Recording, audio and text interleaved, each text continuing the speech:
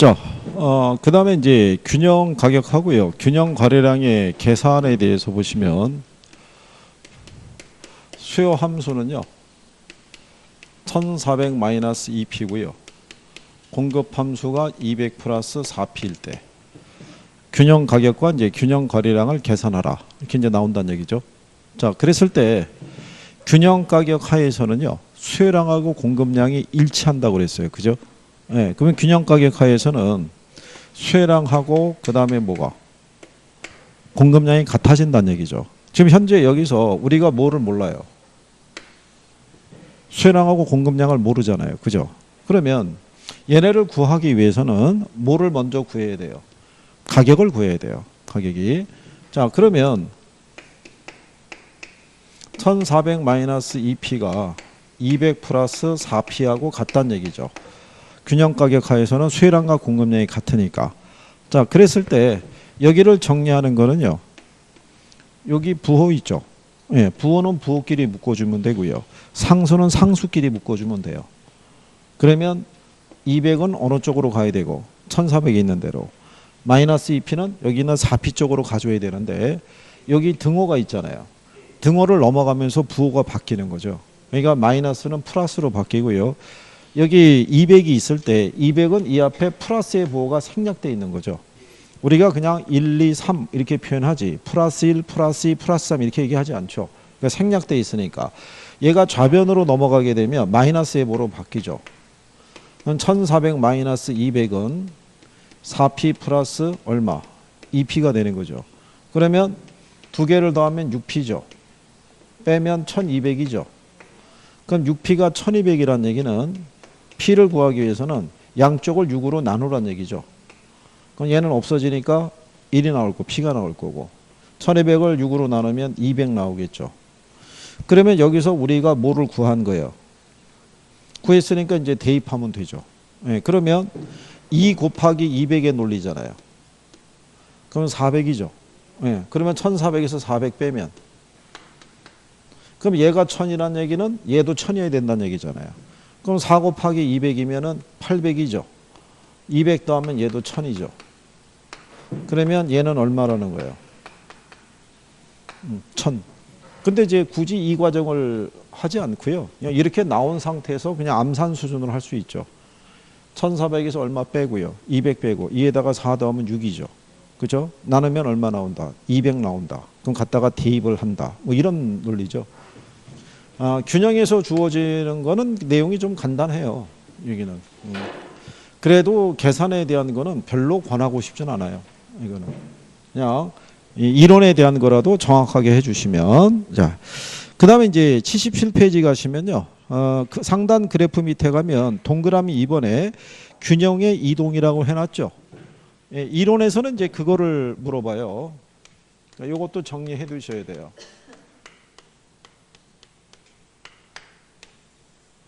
균형의 이동에서요. 하나만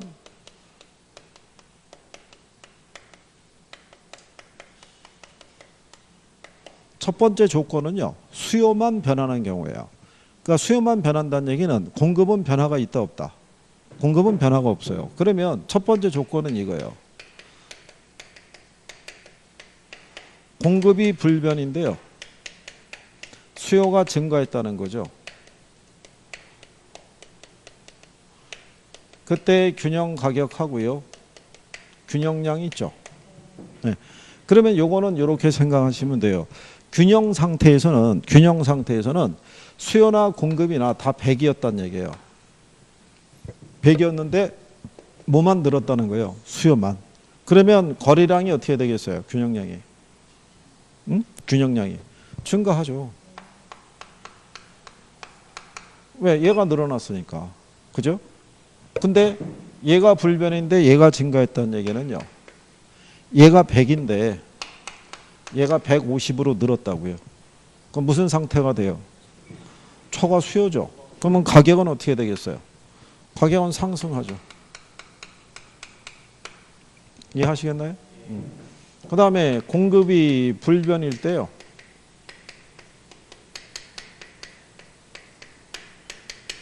수요가 감소하는 경우죠. 그러면 거래량은 어떻게 되겠어요?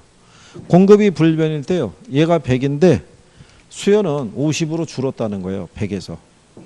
그러면은 거래량이 어떻게 돼요? 줄었겠죠. 수요만 줄어들어서 무슨 상태가 되는 거예요? 초과 공급이잖아요. 수요에 비해서 공급이 많아진 상태잖아요. 공급에 비해서 수요가 부족한 상태니까 초과 공급이니까 가격은 어떻게 돼요? 하락 이렇게 되겠죠. 그러면 두 번째는 공급만 변하는 경우예요.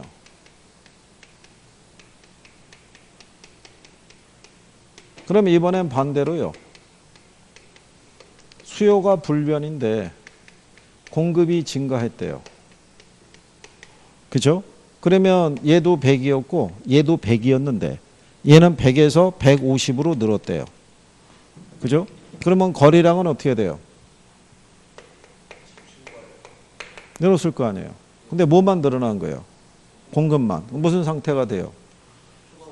초과 공급이면 가격이 하락하겠죠. 그 다음 반대로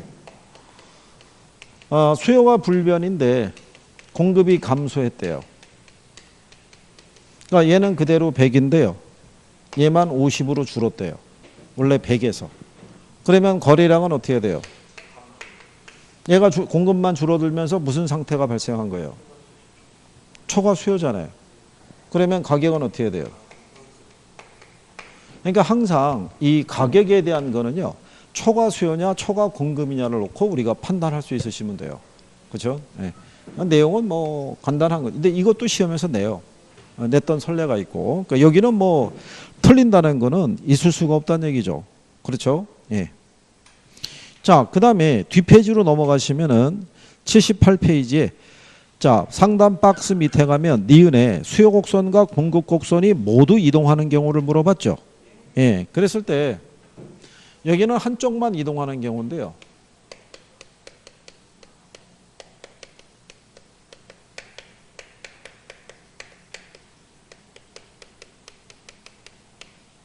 자, 모두 변하는 경우가 있는데요. 첫 번째 조건은 뭐냐면 수요도 증가하고요. 공급도 증가했다는 거죠. 네, 이때 균형 가격하고요. 우리가 균형량 또는 균형 거래량 뭐 이렇게도 얘기를 해요. 네. 자, 양은 어떻게 되겠어요? 양은 아니 여기 제시해 주잖아요. 얘 뭐 했대요? 얘 뭐 했대요? 뭐 얘는 증가 아니에요. 가격은 어떻게 돼요? 가격은 가격은 모르죠.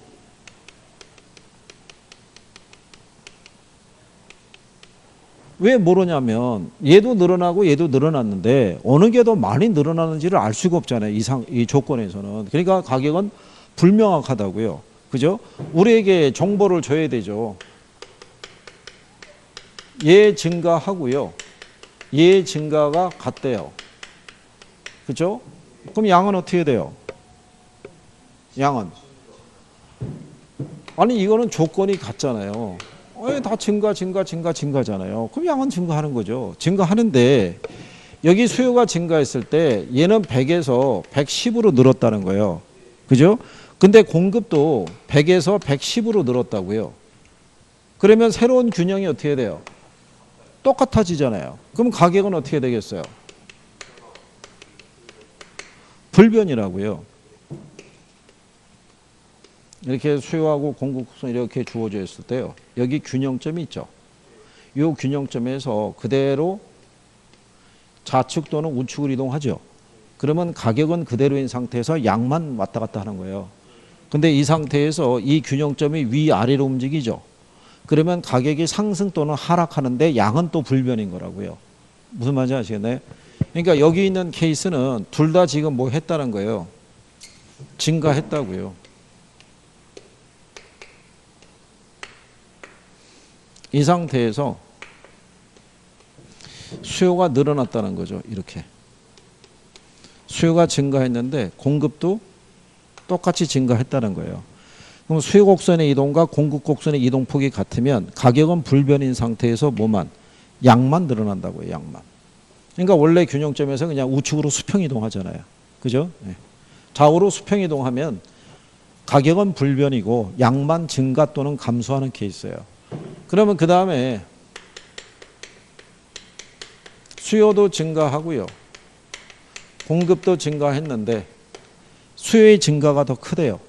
그러면 양은 어떻게 돼요?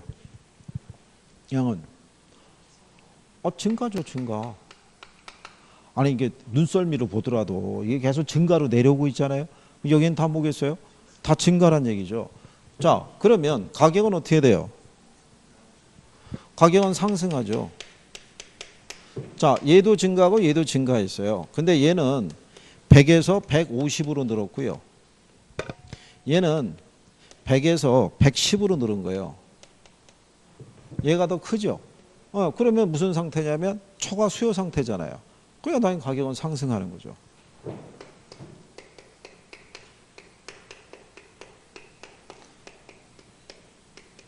자, 공급의 증가가 수요의 증가보다 크대요. 그럼 거래량은 어떻게 되겠어요? 둘 다 증가니까. 증가하는데 뭐가 더 많이 증가했어요?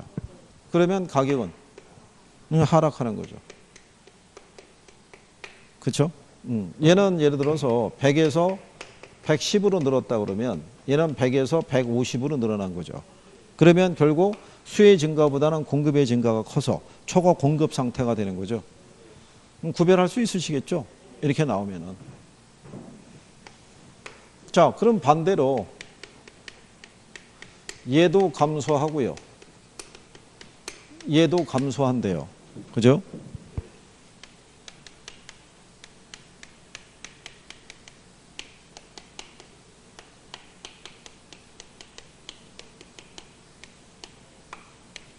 자, 수요도 감소하고 공급도 감소하면 양은 어떻게 돼요? 감소하죠. 가격은 불명확하죠. 그 변화를 우리가 알 수가 없죠. 어느 게 더 많이 감소했는지를 모르니까. 근데 만약에 얘 감소하고요. 얘 감소가 같대요. 같으면 거래량은 어떻게 되겠어요? 가격은요? 가격은 불변이죠. 자, 불변이라는 얘기는 얘가 100에서요. 90으로 줄었는데 얘도 100에서 90으로 줄었다고요. 그럼 새로운 균형에서 똑같잖아요. 그러니까는 가격은 어떻게 돼요? 불변인 거죠. 줄어든 양이 같으니까. 그러니까 그림으로 확인하면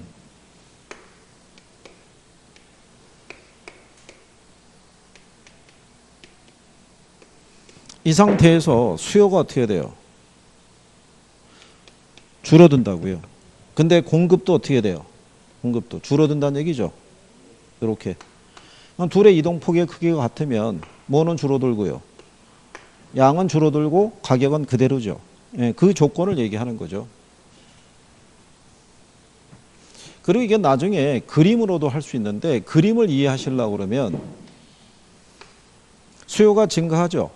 균형점이 일로 갈 거 아니에요. 위로 올라가면 어떻게 돼요? 가격은 상승하죠. 공급이 이쪽으로 가죠. 그러면은 얘는 공급이 감소한 거잖아요. 그럼 가격이 역시 어떻게 돼요? 상승하는 거죠. 그러니까 나중에 이제 그 변화에 대해서 나중에 근데 이게 그림으로 해서 또 못 찾는 분들이 있고 다양해요. 어쨌든 기본적인 걸 가지고 그 다음에 수요의 감소가요. 공급의 감소보다 크대요. 그러면 거래량은 어떻게 되겠어요? 감소하죠. 둘 다 감소니까. 그럼 가격은요? 그러니까 이때 이게 초과 수요가 되는지 초과 공급이 되는지를 판단하면 되죠. 수요가 더 많이 줄었잖아요. 그럼 뭐가 더 많아진 상태예요?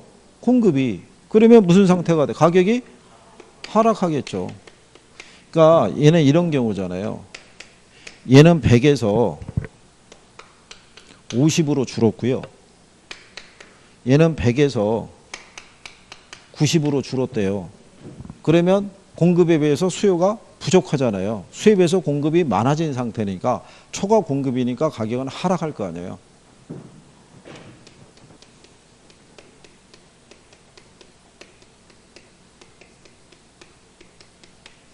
자, 이번에는 공급의 감소가 수요의 감소보다 크대요. 그럼 얘는 어떻게 해야 돼요? 가격은 상승하죠. 무슨 상태가 되니까?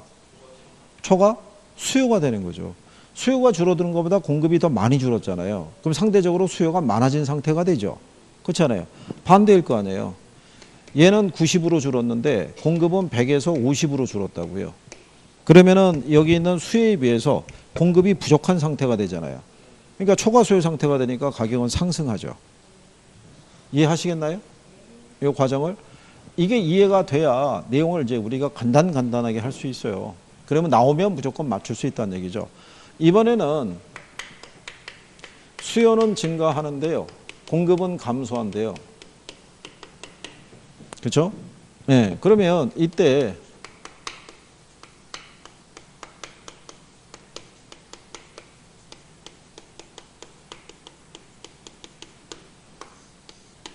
자, 그러면 먼저 생각해 보세요. 수요는 증가하고 공급이 감소한다는 얘기는 무슨 상태 얘기하는 거예요?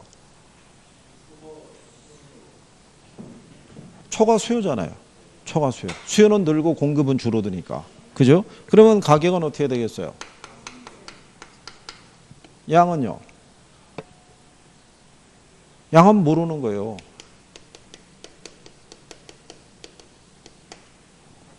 아니, 어느 게 더 많이 줄었고 늘었다가 없잖아요. 그러니까 늘었는지 줄었는지를 알 수가 없죠. 그렇잖아요?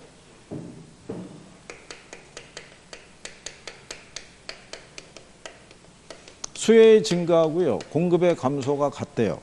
그죠? 그럼 가격은 어떻게 되겠어요?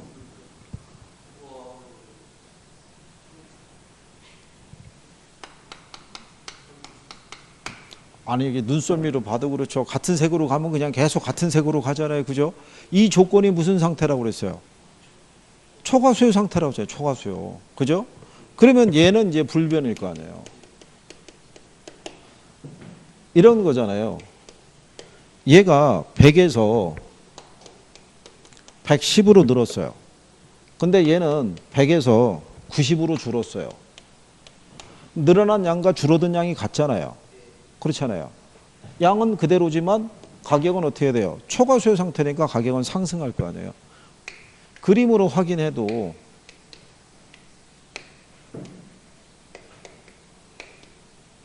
이 상태가 주어져 있을 때 수요는 뭐 한다는 거예요? 증가할 때 공급은 또 뭐 한다는 거예요? 감소한다고요. 이렇게. 그러면은 여기 있는 점에서 위로 올라가잖아요. 그러니까 가격은 상승하는데 양은 불변이잖아요. 아까 그랬었죠. 균형점에서 위로 아래로 움직이면은 가격만 변하는 거지 양은 그대로라고. 그죠?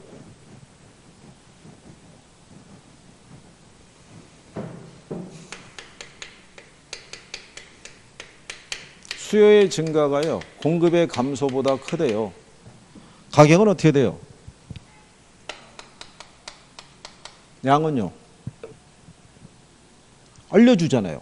증가가 감소보다 크다라고 그러잖아요. 그럼 얘는 어떻게 되겠어요? 증가하겠죠. 증가. 그러니까 이런 얘기잖아요. 얘는 100에서 150으로 늘었는데 얘는 100에서 90으로 줄었다고요. 그죠? 그럼 초과수요 상태가 되는데 얘가 더 많이 늘어났으니까 거래량은 늘어났을 거 아니에요. 그죠? 이해하시겠나요?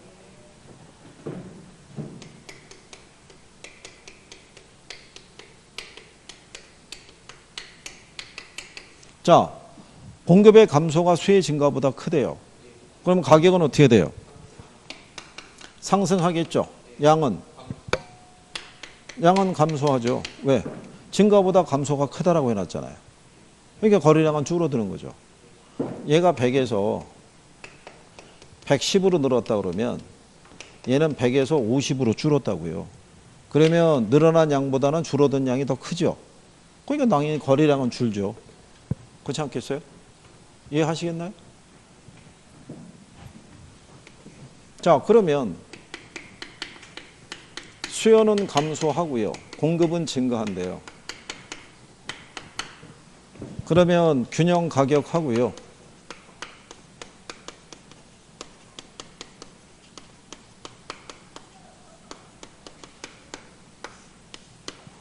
가격은 어떻게 되겠어요?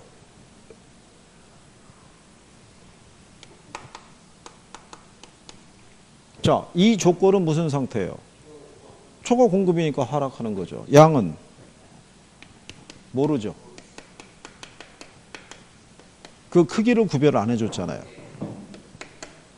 수요의 감소하고요.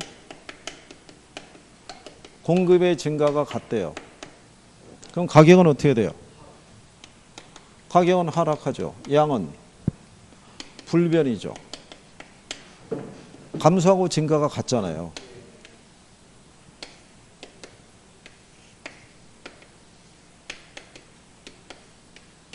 자, 이 상태가 됐을 때 수요가 뭐 한다는 거예요?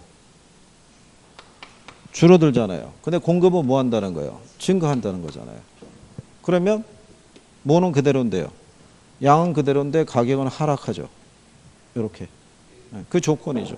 아까 얘기한 거잖아요. 좌우로 움직일 때나.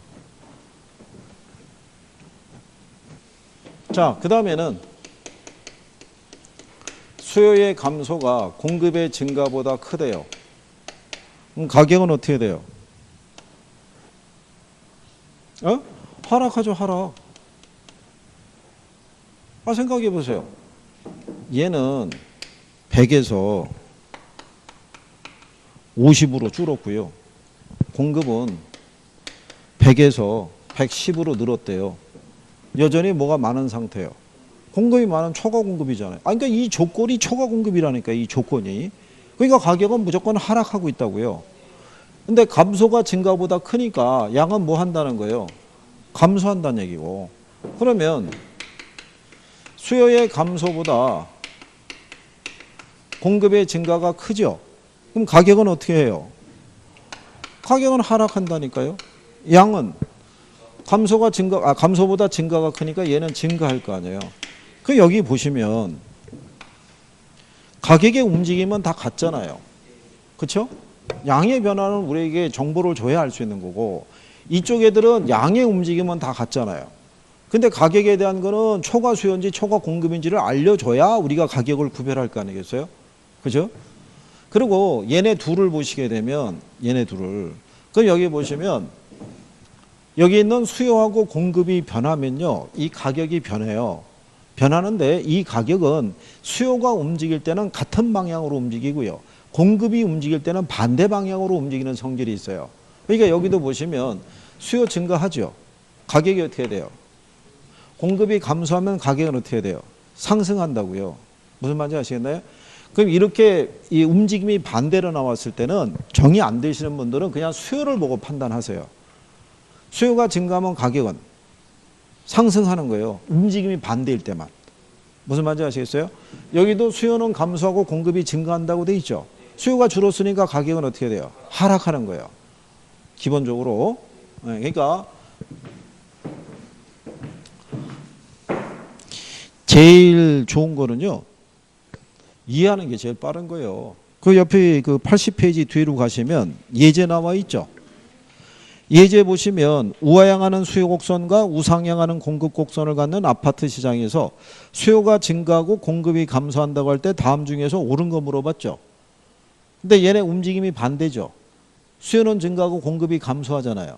그러면 잘 안 되시는 분들은 가격의 움직임은 수요를 보고 판단하시라고요. 수요가 증가하니까 가격은 어떻게 돼요? 상승할 거 아니에요. 그럼 3, 4, 5번 안에서 답을 찾아야 되는데, 수요는 증가하고 공급이 감소한다고 할 때 우리가 그 크기의 변화는 제시가 안 돼 있잖아요. 그러니까는 그 양은 그 변화를 알 수가 없죠. 그러니까 답이 5번밖에 없는 거예요. 툭 튀어나온 애가 걔밖에 없잖아요. 그러니까 출제자는 그거를 맞추라고 준 거예요, 배열을. 이거를 아는 사람은 5번을 찍으라고. 그렇죠? 그러니까 그런 내용들을 가지고 정리를 좀 해보시면 되겠고요.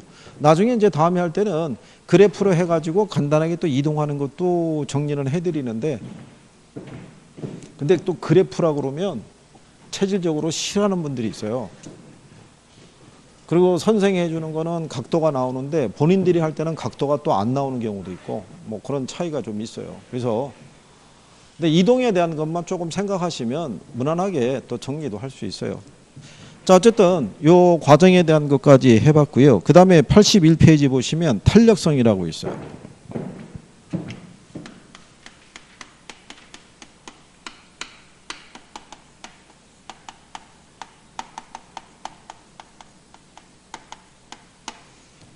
자, 여기서 이제 수요와 공급의 탄력성인데요. 여기는 그냥 매년 시험에 나와요. 탄력성은. 계산으로 나오든 이론으로 나오든 간에 무조건 출제가 된다 이렇게 생각하셔야 돼요. 그래서 제일 먼저 보면요.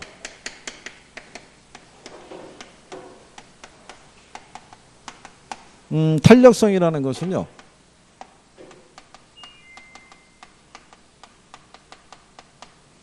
이 종속 변수의 변화율을 독립 변수의 변화율로 나눠서 우리가 측정하는 거예요. 그 변화의 크기를.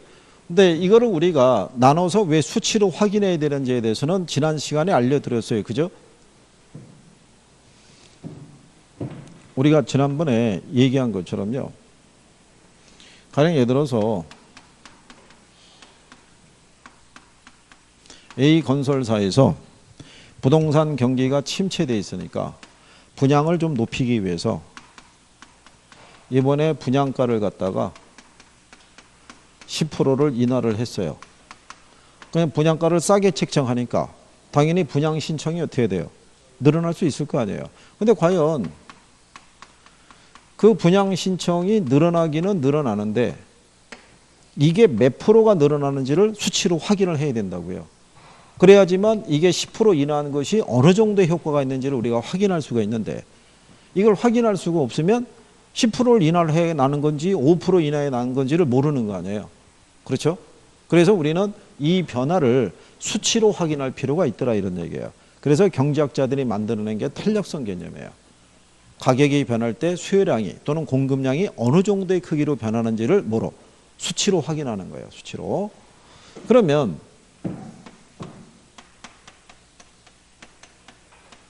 탄력성의 종류를 보게 되면요. 이게 수의 탄력성을 기준할 때 종속 변수 있죠. 네, 종속 변수가 뭐 있어요?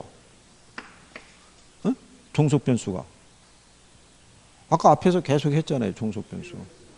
수요량이 종속 변수예요. 독립 변수는 가격만 있는 거 아니죠? 우리가 앞에서 수요량에 영향을 주는 여러 가지 변수가 있다고 그랬죠. 해당 재화의 가격도 있고요.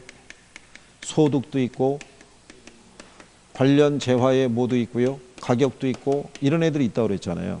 근데 얘네들이 다 뭐라고 그랬어요? 이게 독립 변수. 얘네가 변하면 얘가 변한다고 해서 얘는 무슨 변수? 예, 종속 변수라고 얘기했잖아요. 그러니까 이 종속 변수의 변화를 준 애들이 이런 애들이 있다고요. 그러면 여기다가 대입을 하게 되면 얘는 그냥 수요량일 거 아니에요. 종속 변수니까. 이거를 무슨 변화율로 나눠서 가격의 변화율로 나눠서 수치를 측정하는 것을 우리가 수요의 가격 탄력성이라고 얘기를 해요.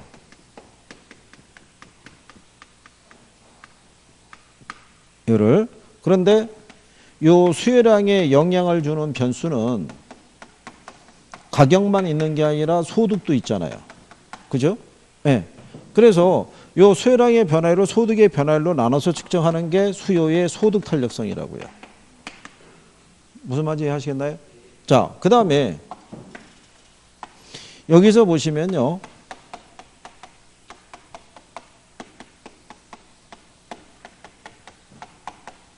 여기 요 수요의 가격 탄력성은요. XJ 가격의 변화에 따른 XJ 수요량의 변화를 측정하는 거예요. 그죠? 근데 여기 애들은 XJ 가격 변화에 따른 YJ 수요량의 변화율의 크기를 측정하는 거예요. 이거를 우리가 수요의 교차 탄력성이라고 그래요. 이 교차 탄력성에서 여러분들이 배우는 게 대체제 보완제 관계를 정리하는 거예요. 근데 그거는 아까 배우신 거예요. XJ 가격이 상승할 때 YJ 수요량이 증가하죠. 그럼 XJ가 YJ는 무슨 관계겠어요? 그럼 대체제란 얘기죠. 그죠? 화살표의 움직임이 같은 방향으로 가니까. 그래서 그렇게 여러분들이 구별하시면 되겠죠. 그래서 수요의 가격 탄력성은 종류가 이렇게 세 가지예요.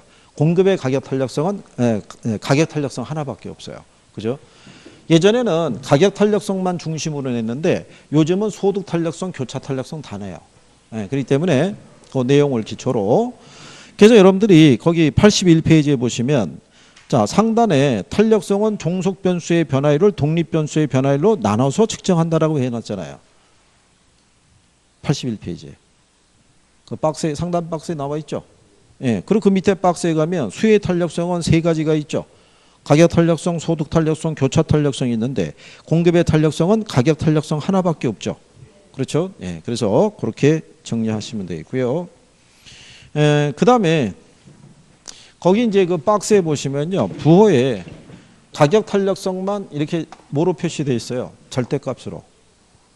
가격 탄력성만 절대값으로 표시한다는 얘기는 마이너스의 보를 생략하고 그냥 플러스 상태로서 우리가 측정하겠다 이런 표현이라고 그랬어요. 네, 그렇게 보시면 되겠고요. 네. 그 다음에 뒤로 가시면은 이제 수요에 뭐가 있어요?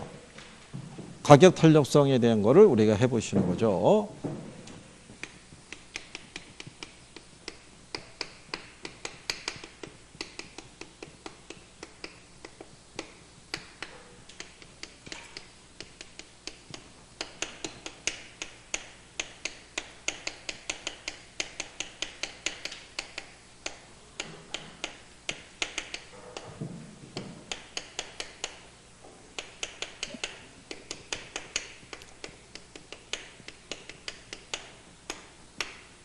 자, 수혜의 가격 탄력성은요, 가격의 변화에 대한 뭐 수혜량의 변화율의 크기를 얘기하는 거예요. 수혜의 가격 탄력성의 개념을 얘기할 때는 가격의 변화율에 대한 무슨 변화율? 수혜량의 변화율의 크기를 얘기하는 거예요. 개념을 읽을 때. 그러니까 분수식이 있으면은 읽을 때는 분모부터 읽고 올라가는 거예요. 근데 계산할 때는 어떻게 한다 그랬어요? 반대로. 수혜량을 먼저 찍고 가격을 찍으면은 계산 값을 구할 수 있다고 그랬죠. 그래서 얘네는 우리가 계산할 때 여기 분수식은 항상 변수가 3개 변수예요. 3개 변수잖아요. 3개 변수 중에서 여러분들에게 계산할 때는 2개의 변수는 주는 거예요, 값을. 2개의 변수 값을 주고 나머지 하나를 계산하라고 유도를 하는 거예요. 그죠? 그러니까 그거는 내용이 여러분들에게 보게 되면 간단하게 정리를 해줄 수 있는 거죠. 그죠?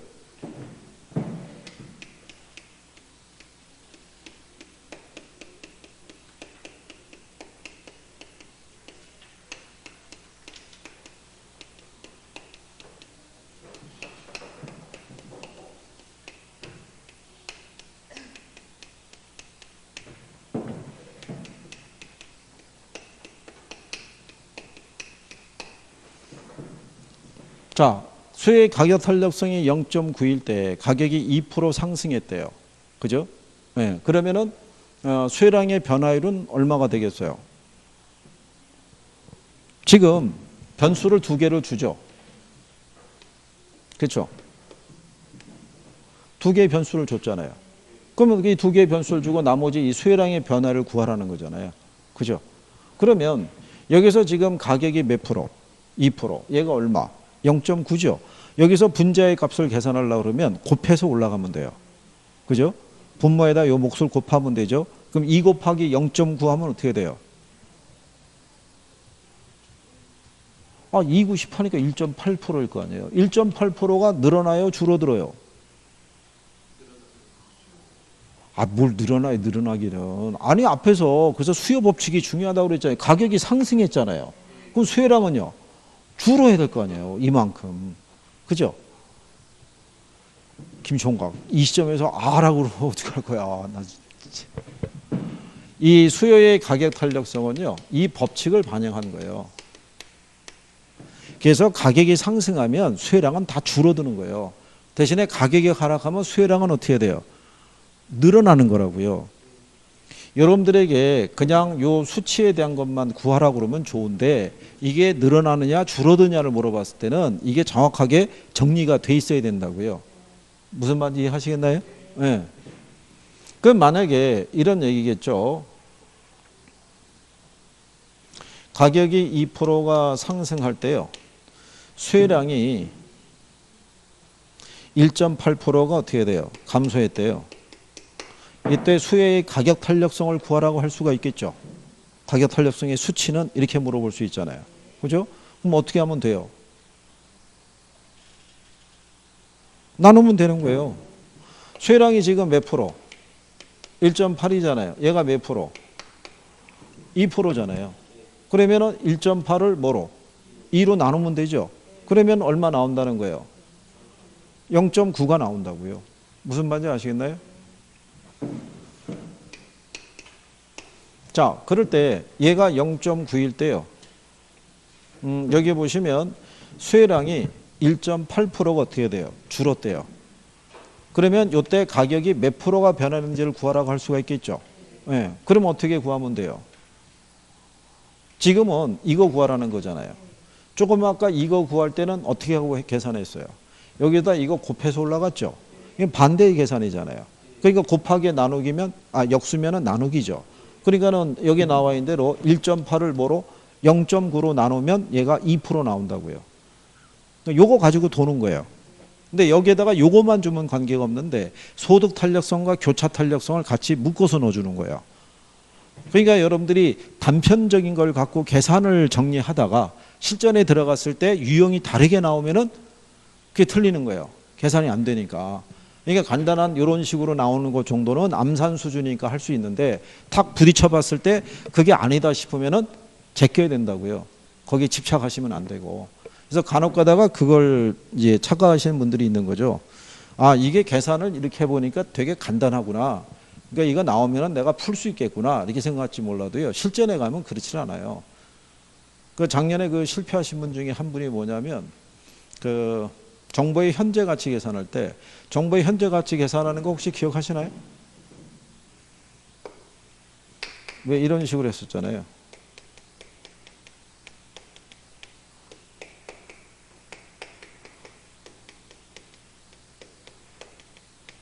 이런 식으로 해가지고 이런 식의 식으로 뭐 계산한 거 기억하시나요? 어느 일정한 지역에 뭐 백화점이 들어설 가능성이 있을 때 들어설 확률과 그렇지 않은 확률이 반반이다 뭐 이렇게 해서 했던 게 있다고요. 그런데 문제가 뭐냐면 여기서 이 요구 승률을 계산을 할 때 이게 발생하는 시점이 항상 여러분들이 배울 거는 1년을 기준으로 한다고요. 근데 얘가 2년 후라고 주는 거예요. 조건을. 2년 후라고 주면은 이게 자성이 들어간다고요. 할인할 때. 그러면은 여기 만약에 0.1이 있다면 0.1 한 번 더 곱해줘야 돼요. 그렇잖아요. 그렇게 해서 이게 할인율이 틀려지잖아요.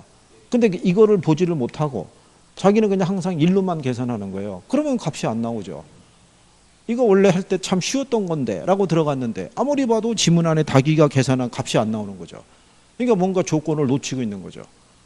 그거를 본인은 그 시점에서는 확인이 안 되는 건데 그 사이에 뭐는 가고 있는 거예요. 저 시간은 뺏긴 거예요. 그러면 이거 하나 틀리는 게 아니라 2개 틀리는 거랑 똑같은 거예요. 그래서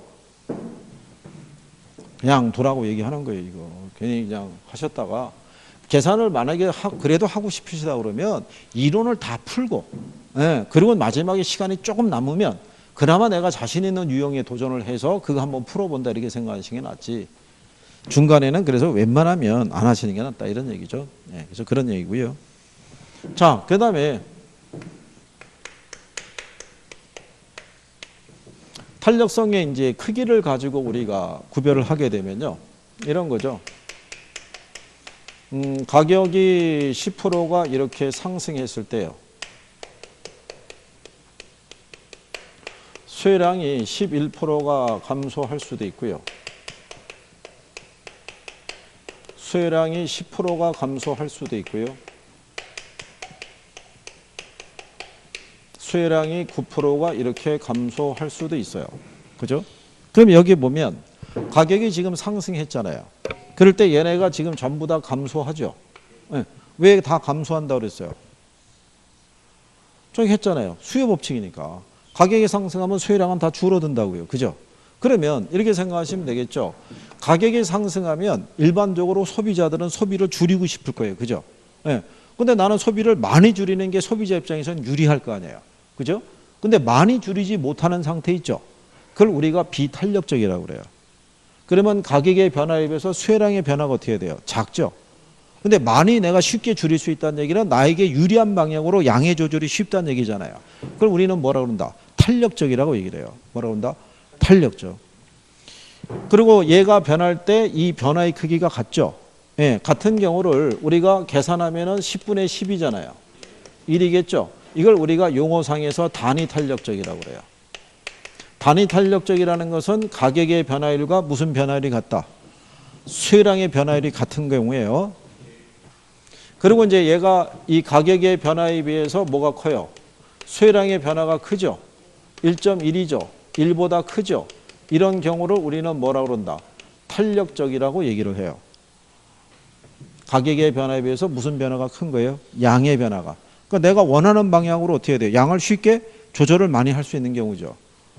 근데 얘가 10% 변할 때 얘는 9%밖에 안 변해요. 그럼 0.9잖아요. 그럼 1보다 어떻게 돼요? 작죠? 이 경우는 우리가 뭐라고 그런다? 그럼 원래 가격이 상승하면 내가 소비하는 양을 확 줄여야 되는데 많이 못 줄인다는 얘기잖아요. 그죠? 대부분 이런 반응을 보이는 애들이 뭐라고 그랬어요? 필수제. 주로 필수제에서는 이런 비탄력적인 반응을 보이는 거예요. 그러니까 비탄력적이라는 것은 가격의 변화에 비해서 무슨 변화가? 수혜량의 변화가 작다는 걸 얘기를 해요. 여기까지 시험 지문으로 다 낸 거예요. 그러니까 요즘은 그 표현도 구별을 해 주셔야 돼요. 그러면 얘네가 한 번은 맞는 지문으로 줬으면 한 번은 틀린 지문으로 바꿔서 들어올 때도 있을 거예요. 그러니까 그거는 분명히 아셔야 되는 거예요. 그죠? 구별할 수 있으시겠어요? 그래서 일반적으로 얘네는 주로 무슨 재화에서? 얘네는 주로 사치제에서 발생해요. 그래서 이게 소비자들이 탄력적인 반응을 보일 때요. 사치제들은 그래서 대부분 가격을 인하할 때 소비가 늘어나요. 확. 자, 예전에 제가 그렇게 얘기해 드렸어요. 간혹 마트에서 이 세일 전단지가 들어와요. 그죠? 세일 전단지가 들어올 때 일면에 실리는 애 있죠? 네, 얘네가 주로 이게 들어오는 거예요. 주로 많이 나오는 게 뭐가 있냐면 남성 정장이에요. 여자분 같으면 모피코트 뭐 이런 거 들어가는 거죠. 왜냐하면 가게에서 소비할 때요. 맨 마지막에 소비하는 게 이거예요. 남성 정장. 그죠? 근데 남성 정장 한 벌이 어떻게 돼요? 제대로 돈을 주고 살려고 그러면 이것도 비싸다고요. 그러면 가게에서는 이거를 아무리 할부를 하더라도 만약에 양복 정장 한 벌에 100만 원치 주고 샀을 때 3개월 할부하더라도 성안의 부담이 큰 거죠. 그럴 때 얘네가 들어오면서 이렇게 들어온다고요. 85%에서 몇 프로? 15%. 그럼 100만 원짜리인데도 15만 원이면 살 수 있다는 얘기잖아요. 이때 이제 사는 거예요. 이때. 그것도 3개월 할부 뭐 이런 식으로 구매를 하는 거예요. 그러니까 이런 사치품들은 가격을 뭐 했을 때 하락시켰을 때 소비하는 양이 어떻게 돼요? 확 늘어나는 거죠. 이게 자기한테 유리한 소비라고 생각을 하는 거예요.